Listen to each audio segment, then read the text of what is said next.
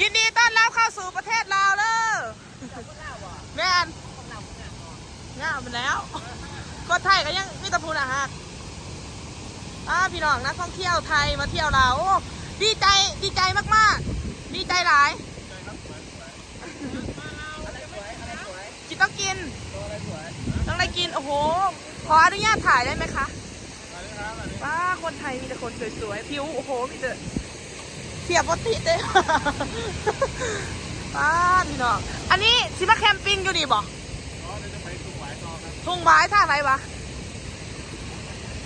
คือว่าไปตาดพาดตาดเยื่องม่อนอ๋อไปแล้วบอกอ๋อพี่น้องบอลพักใจเนาะเห็นเป็นคนมาแบบกลางเต็นกลางยังแบบ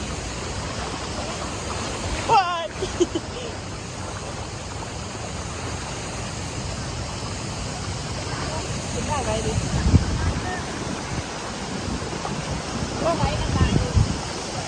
เขาบอกมาสอนกุ้งมาบ่อนป้าเนาะมีเห็นไหมเนาะเดี๋ยวว่าเอาแย่งสอนเอากุ้งเนาะ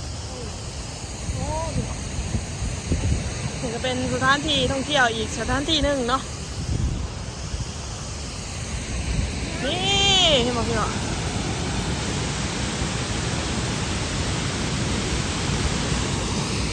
ปลาเดียสู้บอลนั่นแทงคักโอ้ป้าโถ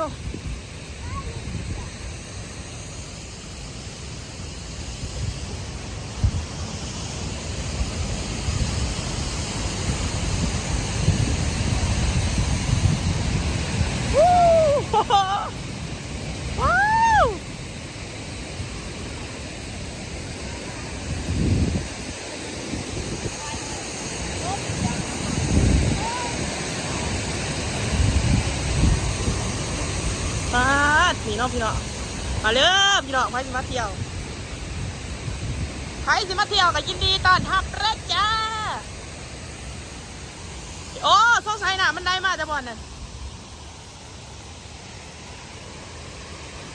โอ้นักท่องเที่ยวไทยมาเที่ยวลาวเยอะมาก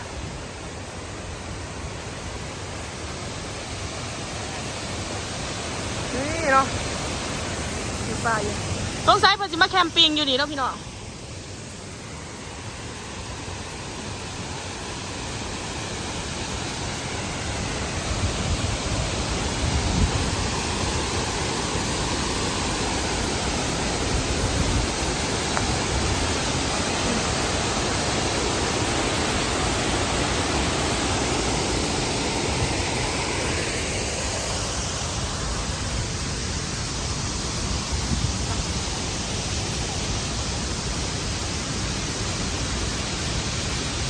น้องต้ากับถาเพิ่นกินเขากินย่างเดี่ยวนะพี่น้อง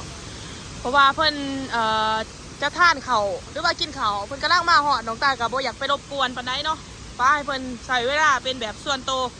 ถามว่าน้องต้าไปถามอีหยังได้กะเกรงใจนะเพราะว่าเพิ่นมาแต่ไกลแต่สิป้าเพิ่นกินเขากินน้ำเดี่ยวเนาะหรือว่าเวลาเพิ่นถ่ายรูปน้องต้าจะไปสัมผัสน้องพี่น้องเขาให้เกียรติเพิ่นได้เพิ่นมาบ้านเขาเนาะเขาต้องให้เกียรติเลยน้องตายก็ดีใจร้ายพี่น้องที่ว่าเพิ่นมาเที่ยวลาวเนาะบ้านเฮาบ้านพี่เมืองนอกพี่น้องผู้ใดสิมาก็ยินดีต้อนรับแล้วจ้าเนาะบ้านพี่เมืองน้องเนาะไทยดาวไปมาหากันสะดวกสบายบ่มีดอกกองร้อนนะพี่น้องเอ้ยบ้านนี้มันเป็นสถานที่ท่องเที่ยวเพิ่นสิบ่มาดีดเงินหรือว่าอีหยังดอก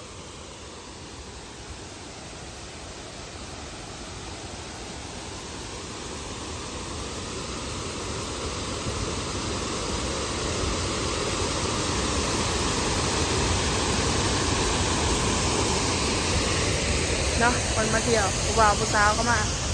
เที่ยวอีกจะมีตู่มียังเป็นจะได้บ่ดีใจว่าที่ว่านักท่องเที่ยวลาวมาเที่ยวบ้านเฮานักท่องเที่ยวไทยมาเที่ยวบ้านเฮาดีใจเนาะเพราะว่ามันเป็นการกระตุ้นเศรษฐกิจแม่นพี่น้องลาวมาไทยได้ไทยไปลาวได้สะดวกสบายพี่น้องเพื่อนร่วมโลกเหมือนกันเราต้องรักกันเนาะรักกันให้เกียรติซึ่งกันและกันเนาะทุกคน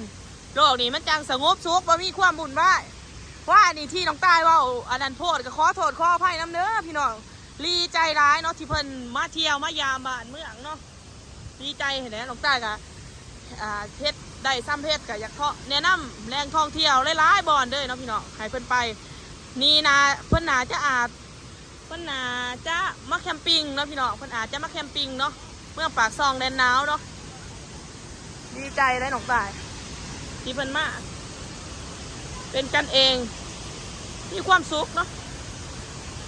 เฮ้พี่น้องโอ้แม่งอยากสิดีเดแม่งอยากสิแม่งอยากสิ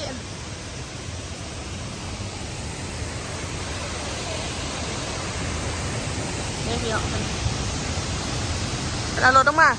บอลลงมามันก็สิมีบอลพักบอลยังเนี่ยเนาะอันนี้รถขามาแต่ฟังใช่เป็นไงพี่น้องดีใจได้เพิ่นมาเที่ยวอ่ะเมืองเขาของตายดีใจร้ายเลยแหละ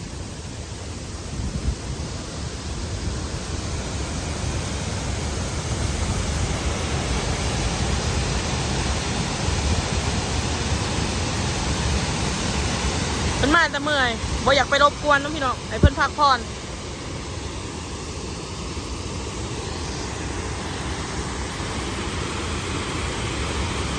พี่น้องสำหรับผู้ใดมากอาจจะเห็นผู้สาวแบบนี้เนาะ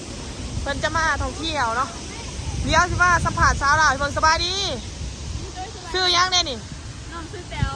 นี่เด้ซื้อนุ่งดโอ้นี่เด้ชื่อยังำซื้ออุ้ยพี่น้องผู้เกิดกล่องกับมี่เนาะโถสาวลาววาวลาวนี่เนาะชื่อยังเนี่ยนี่ซื้อหน้า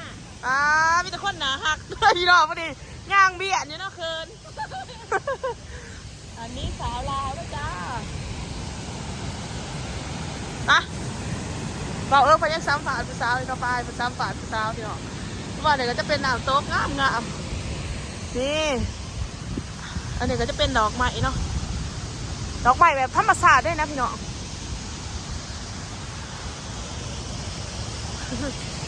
ไปโอ้พี่น้องมันน่ากินเขาเลยโอ้เนาะต้นมะขามบรรยากาศสวยๆโอ้รถพี่ตรถแบบว่าพี่ตรถแห้งๆเลยนะพี่น้องนี่นะ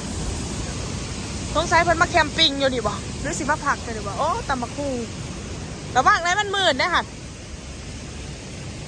โอ้นี่เดี๋ยวเพิ่นอันนี้เนาะพี่น้องฟาดฮะเอาเลยกินเลยจ้าเลือดแซ่บยินดีต้อนรับเข้าสู่ประเทศลาวเลยแม่นง่าไปแล้วก็ไทยก็ยังมีตะพูนอ่ะฮะพี่น้องนักท่องเที่ยวไทยมาเที่ยวลาวดีใจมากๆดีใจหลายกินต้องกินต้องได้กินโอ้โหขออนุญาตถ่ายได้ไหมคะคนไทยมีแต่คนสวยๆผิวโอ้โหมีแต่เทียบปกติเลย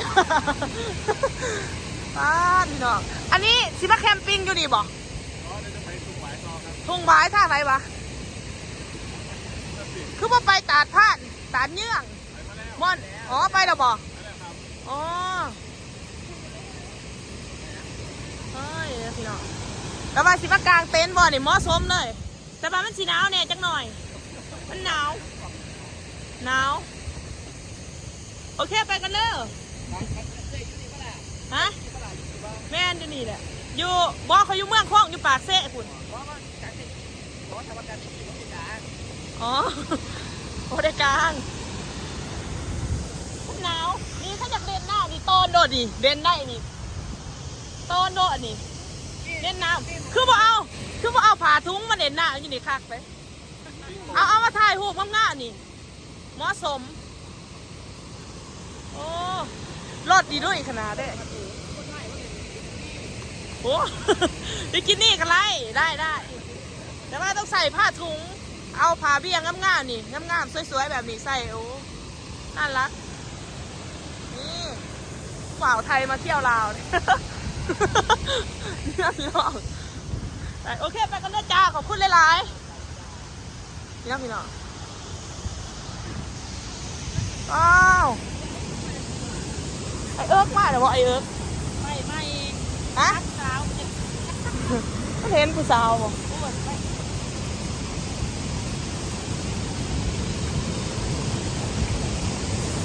นี่เราพี่น้องว้า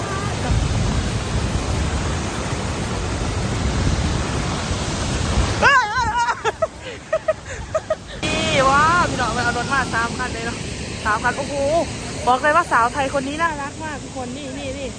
ตำบักฮุงอยู่นี่โอ้จะมางามจังงามมาดิงามหลายๆไป